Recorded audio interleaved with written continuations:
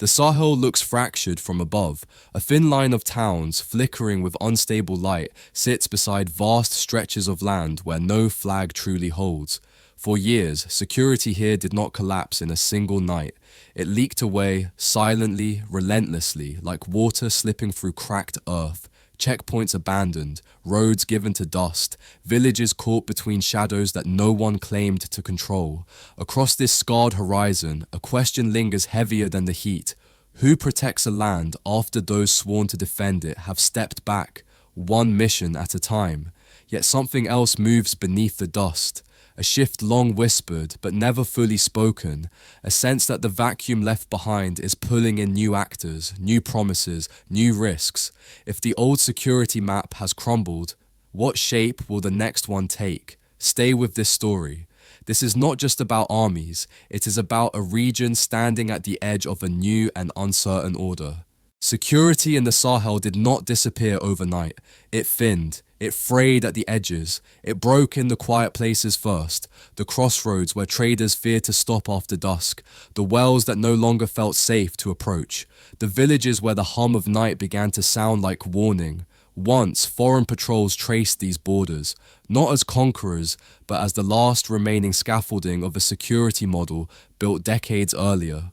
Convoys moved along dust roads, helicopters hovered above dry valleys, and operations mapped the soil with an uneasy kind of order.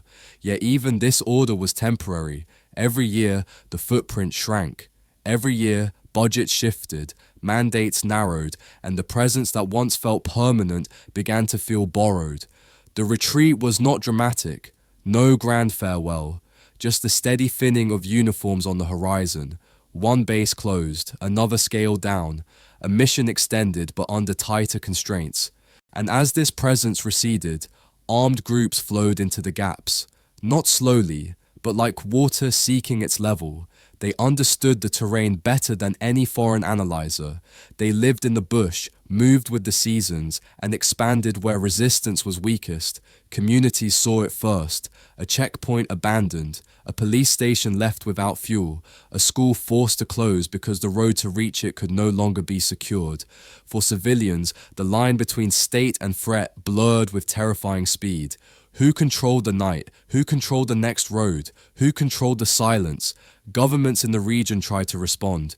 New units announced, old alliances reaffirmed, but the gap between announcement and protection kept widening. Meanwhile, the foreign exit accelerated the erosion.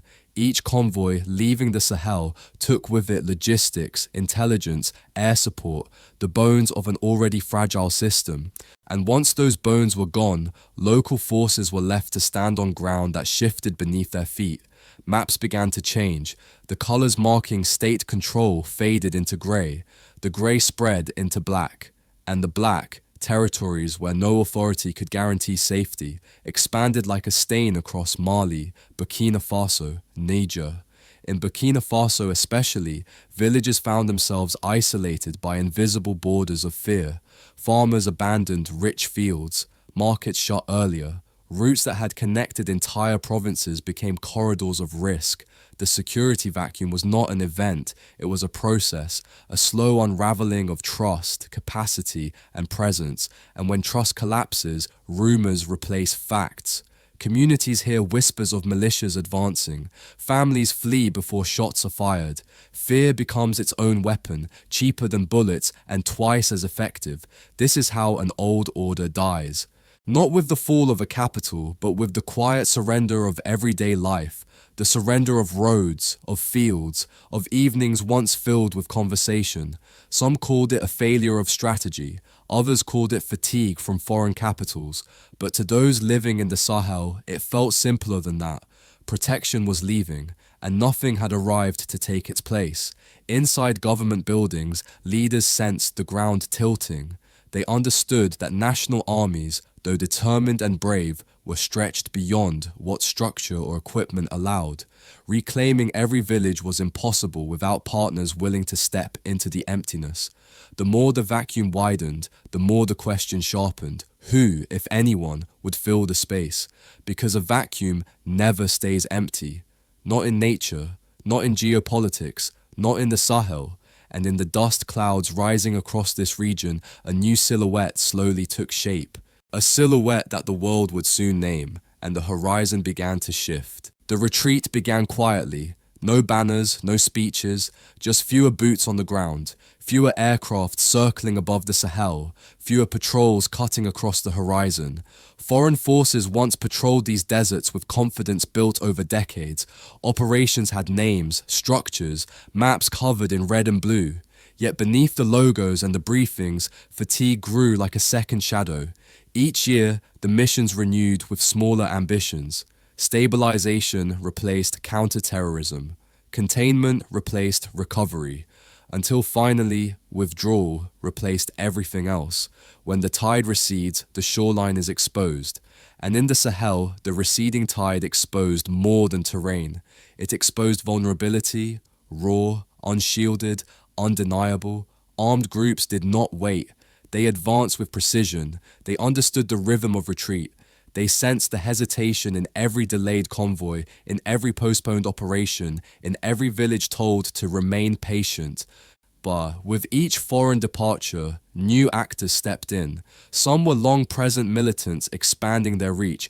Others were new factions testing their strength against an unguarded landscape. To civilians, the shift felt like a storm cresting the horizon. Markets once busy turned cautious. Highways emptied after dusk. Families whispered news of nearby attacks as if trading pieces of an approaching puzzle. Trust cracked first. People no longer believed that the old security framework could protect them. Promises sounded distant, like radio static fading in the night. In villages across Burkina Faso, Mali, Niger, locals felt the weight of absence. Not just the absence of protection, but the absence of certainty. The old guardians were leaving. The new threat was closing in, and the state was caught in the middle. Politically, the shockwaves were immediate. Governments faced pressure from citizens demanding safety and from militants exploiting chaos. The gap between expectation and reality widened like a fault line beneath the soil. The retreat reshaped the region's geopolitical gravity. Foreign capitals reassessed their priorities. Critics questioned the cost of staying. Strategists questioned the cost of leaving. But on the ground, the debate felt irrelevant. The consequences were already unfolding. Communities began forming self-defense groups, not because they wanted to, but because they felt abandoned. Traditional authorities sought to mediate conflicts that once required national forces. Local militias rose, some protective, others predatory. The security vacuum spread unevenly, patches of control dissolving into uncertainty. The old maps became obsolete. Lines representing state authority blurred into zones the government had not visited in months, sometimes years.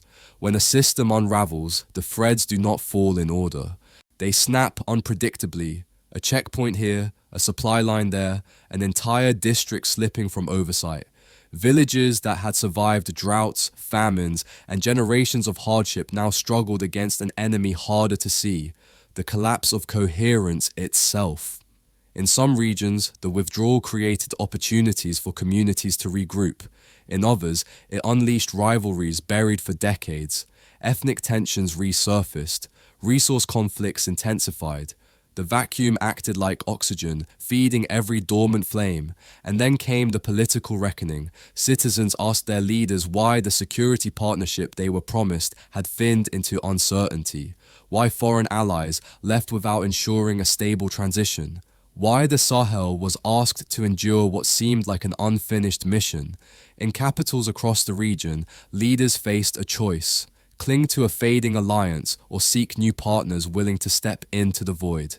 The retreat of the old set the stage for the arrival of the new, quietly at first. Through diplomatic overtures, training offers, small deliveries of equipment, a presence not yet dominant but unmistakably expanding. Because in the Sahel, security is not merely about force, it is about who remains when others leave. And in the growing silence, one player moved with deliberate steps, ready to occupy the vacuum others had left behind, and the dust began to shift again. A security vacuum is not a theory, It is a lived experience. It is the sound of a generator failing in the middle of the night, the silence of a road no longer traveled, the fear that settles over villages like dust refusing to lift.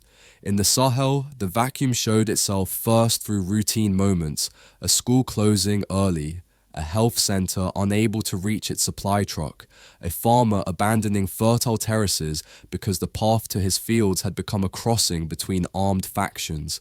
These fractures did not appear all at once. They spread quietly, the way cracks spread across old clay, barely visible at first, until one day the entire surface breaks. Security once flowed in predictable lines, patrols, checkpoints, regional commands. But when these lines dissolved, so did the sense of continuity. People no longer asked if danger would come, they asked when and from which direction. Families began sleeping in shifts, listening for engines on distant roads. Markets emptied before sunset, their stalls shuttered as though preparing for a storm without knowing which cloud it would fall from. In parts of Burkina Faso, entire districts became trapped between state forces, insurgents, and militias rising from desperation. Every actor demanded allegiance. No actor offered certainty. Life became a negotiation conducted daily, sometimes hourly. This is the anatomy of a vacuum. Not the absence of force, but the presence of too many forces filling the same space. The social cost deepened quickly. Healthcare faltered. Ambulances refused to travel unguarded. Children stopped attending school, not out of disinterest, but out of fear. Teachers disappeared, not because they lacked dedication, but because the road to work had become a question of survival.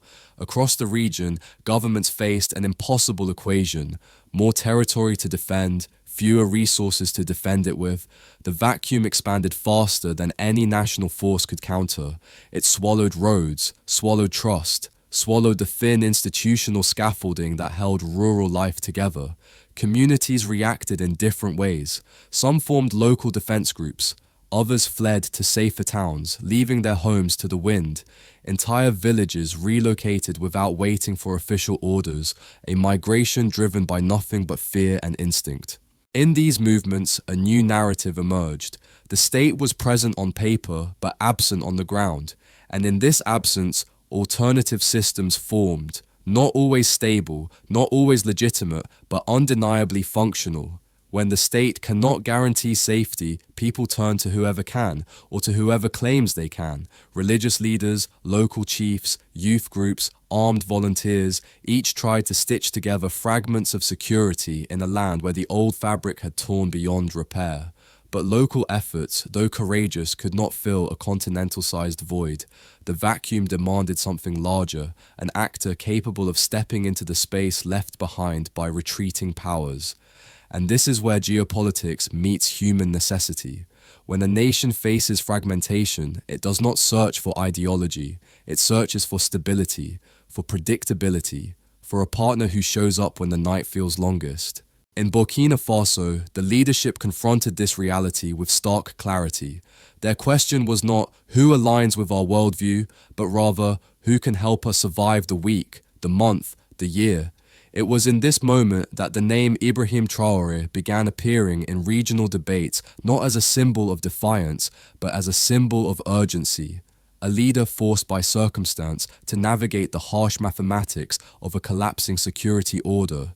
His government, like others in the Sahel, looked out at a map where old alliances had thinned and where the vacuum grew heavier each day. They saw a landscape in desperate need of a new equation, one that could restore ground, restore confidence, restore the very possibility of a normal morning. Because in a vacuum, the question is never, should someone step in? The question is, who will get there first? And as the region's crisis deepened, one external actor moved closer to the center of the frame. And the balance of the Sahel was about to tilt.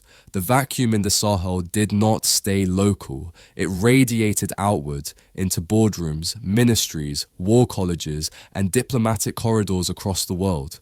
What collapsed in silence on desert soil echoed loudly on the global stage. Across the continent, regional institutions were the first to respond. The African Union viewed the crisis not simply as insecurity, but as the erosion of continental sovereignty. Reports called for African-led stabilization, for joint brigades, for supply chains of defense equipment that did not depend on high-interest foreign contracts. ECOWAS confronted its own contradiction. It had long been the broker of political transitions, yet its security strategy lagged behind the pace of the Sahel's collapse.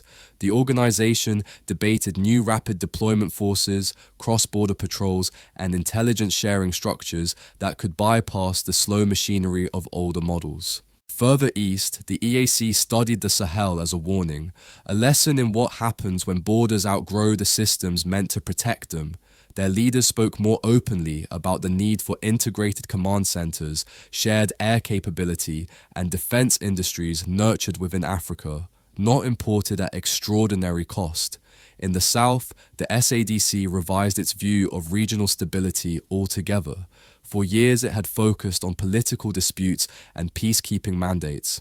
Now, it began linking economic development to military readiness, recognizing that no mineral corridor, no energy route, no transport artery survives if insecurity crawls northward unchecked. But if Africa was recalibrating, so was the rest of the world. The European Union watched the Sahel with the uneasy awareness that instability here could reshape migration, energy strategy, and continental partnerships. European analysts warned that withdrawing too quickly created openings others would fill with far clearer intentions. The United States approached the shift through the lens of counterterrorism and geopolitical competition. It worried less about the Sahel's internal changes and more about who might anchor themselves in the vacuum left behind. Its military planners quietly reassessed bases, alliances, and the fragile balance stretching from Senegal to Sudan. China viewed the situation differently, not through ideology, but through infrastructure. Roads, railways, mining concessions, all required stability. To Beijing, the Sahel was not only a security concern, but a future industrial corridor that could connect Atlantic ports to the manufacturing belts of East Africa. And Russia, the actor rising most visibly, framed its role in terms of partnership, training, capacity building. Its diplomats emphasized what others had neglected: respect, non-interference, and agreements tailored to the needs of sovereign states. One country captured global attention more than most: Burkina Faso, not because of its size, but because of its willingness to rewrite the script many assumed was fixed. Its shift signaled to other Sahel nations that the region was no longer locked into a single security doctrine. The world now faced an uncomfortable truth. If Africa chooses differently, the entire architecture of geopolitics must adjust with it, and the next move was no longer predictable. The vacuum is here, it is real, and it will not disappear without deliberate choices. For the Sahel, the future divides into three paths, three possible routes through the instability now shaping its borders. The first path is internal rebuilding, not the swift, dramatic kind, but the slow transformation of institutions stretched thin for decades. Strengthening national armies with training rooted in local terrain, reforming command structures so decisions move faster than threats, rebuilding trust with communities who have learned to rely on no one but themselves. This path requires patience, it requires budgets, coordination, and the courage to admit that old frameworks no longer hold. But if followed, it lays the foundation for a security model born on African soil. The second path is renegotiation. Every country in the region holds agreements, military, economic, logistical, signed under different conditions, different pressures, different eras. Now, these agreements return to the table.